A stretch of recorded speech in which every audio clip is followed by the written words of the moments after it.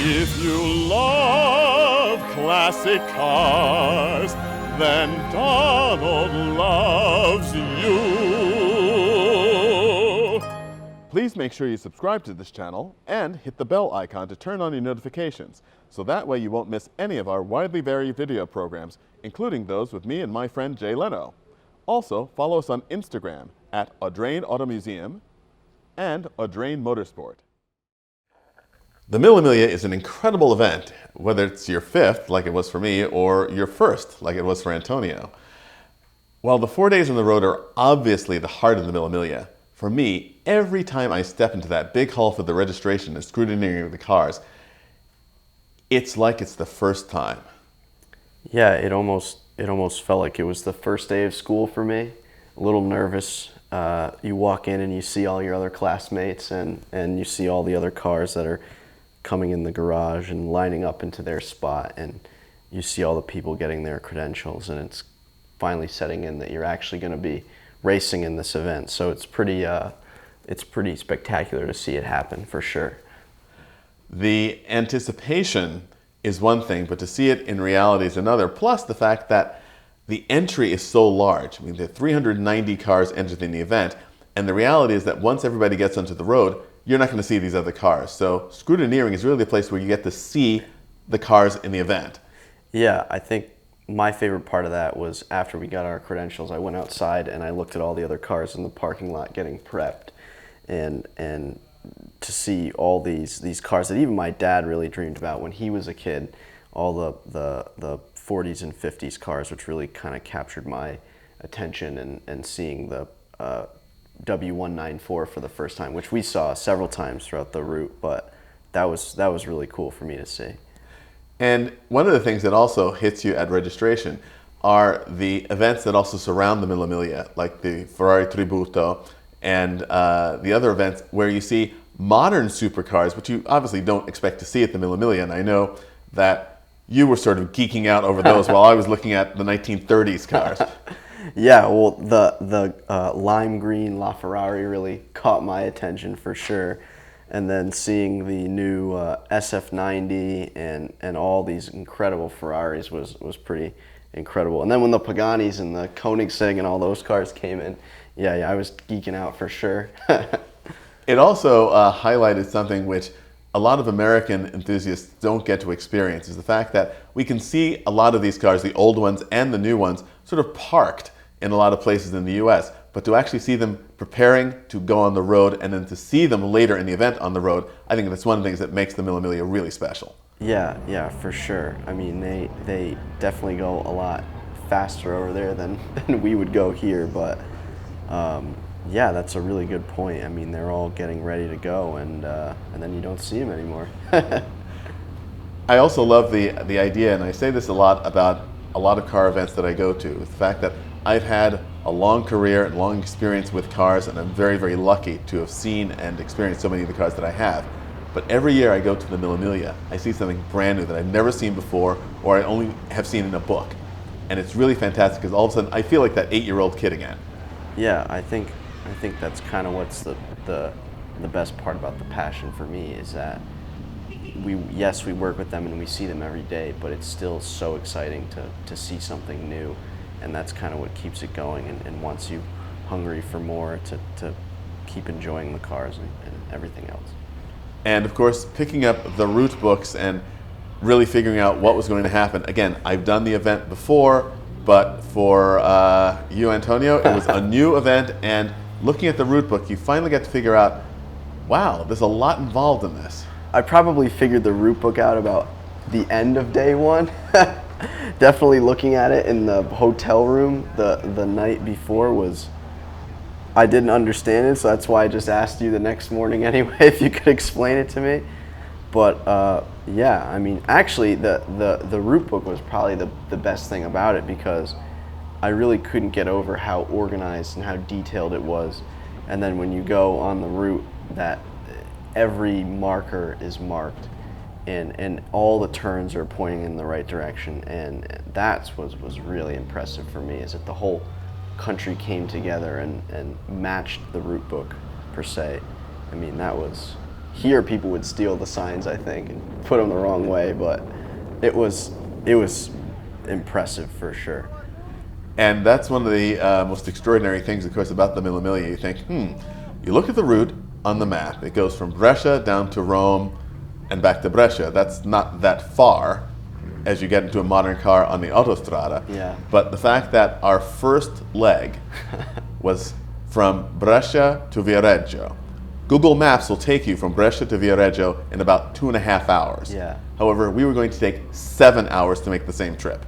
Yeah, that was, I didn't, coming into the first day, I did not anticipate how tired I would have been, even after the first day, which was only 7 hours, and then getting into day 2 and 3, it was definitely a wake-up call for how grueling the event is, especially in the car that we did it in. It is an epic event, and I think that the epic nature of the Mille Miglia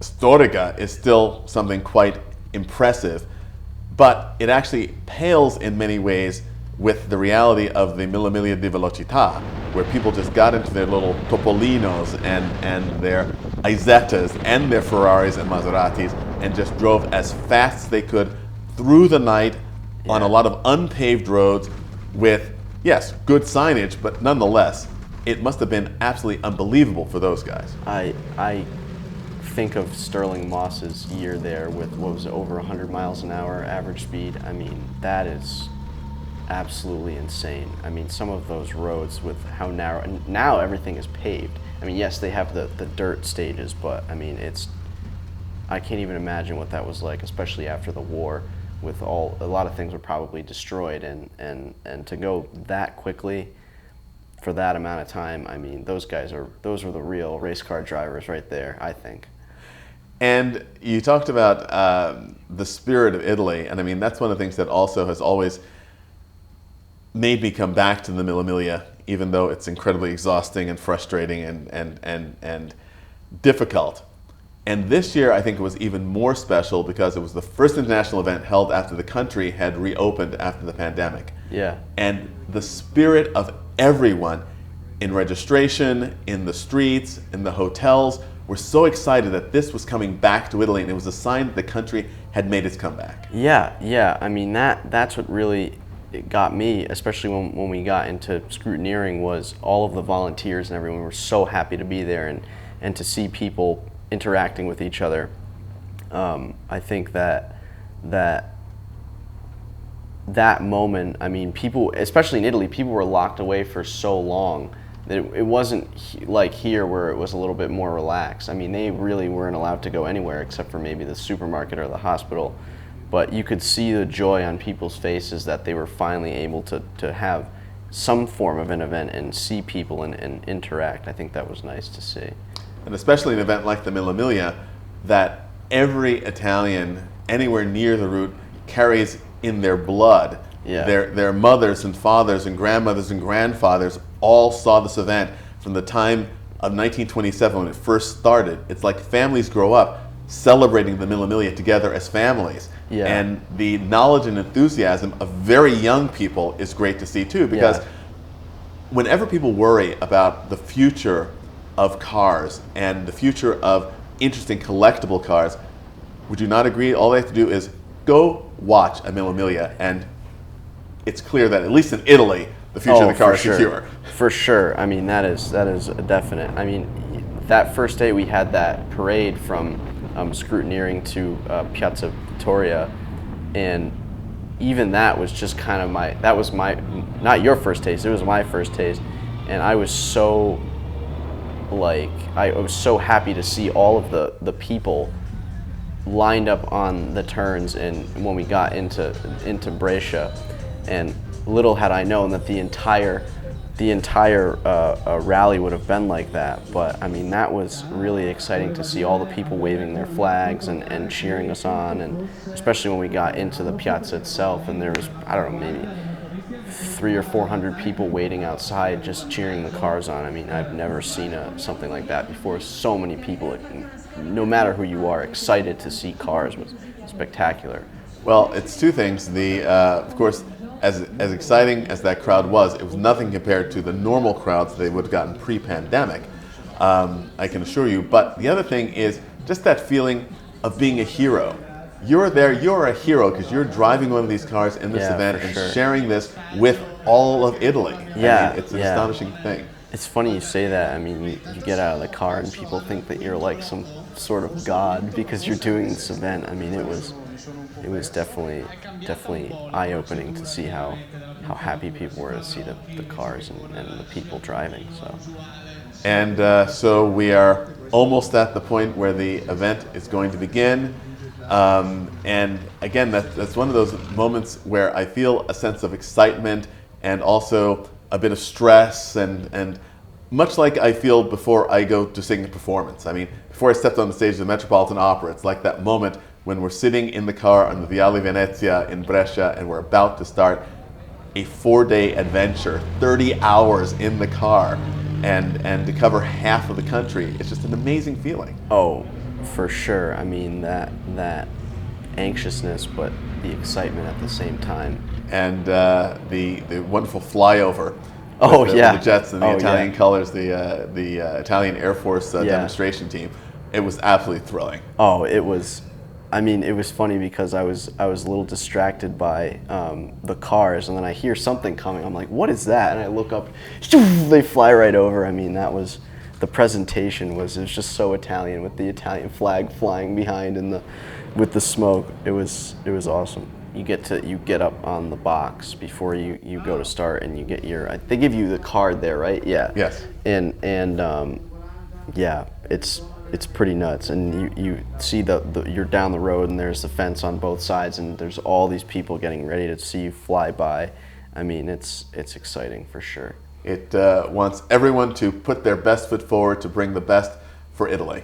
Oh, for sure, for sure. It's fantastic. And our adventure began. Yeah. That was the start of no sleep for a couple days, but it was great.